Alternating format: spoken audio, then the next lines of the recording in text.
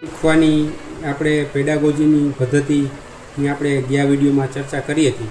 એમાંની એક રીત કે જેમાં આપણે બાળકને 4 અંકની સંખ્યા અને એની સ્થાન કિંમત વિશે શીખવવું હોય તો આ જે પદ્ધતિ છે આમાં તમે આવું એક TLM પણ બનાવી શકો, અથવા ક્લાસરૂમમાં નીચે તમે દોરી અને કાર્ડ બનાવી અને આરામથી તમે એક પછી એક વિદ્યાર્થીની સમક્ષ આ પ્રવૃત્તિ તમે કરી શકો.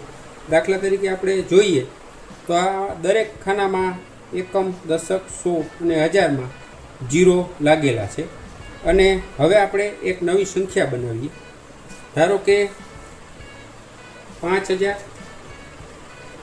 આ 300,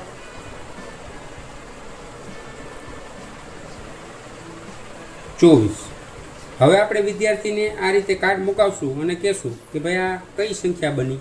તો વિદ્યાર્થી જોશે કે 1000માં 5 છે એટલે 5000, 100માં 3 છે એટલે 300, દશકમાં 2 એટલે 20 અને એકમમાં 4 એટલે 24. 5000, 300 અને 24 આ સંખ્યા બની.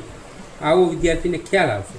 હવે એની સ્થાન કિંમત વિશે શીખવવું હોય તો એકમનો આંકડો ત્યાંથી એકમની જે સ્થાન કિંમત છે એ 4ની સ્થાન કિંમત 4 જ ગણાશે. 4ને અહીંયાથી હટાવી લેવામાં આવે તો અહીંયા 0 બની જશે અને આની સ્થાન કિંમત અહીંયા આવી જશે. દશકમાં 2 છે એટલે એની સ્થાન કિંમત 20. હવે આની 100ની સ્થાન કિંમત આપણે જાણવી હોય 100ના અંકની, તો આ દશકના આંકડાને ઉઠાવી લેતા એની સ્થાન કિંમત જાણવા મળશે કે 3ની સ્થાન કિંમત 300. અને આ 1000ના અંકની સ્થાન કિંમત જાણવી હોય તો 100ના આંકડાને ઉપાડી લેવામાં આવે તો 5000.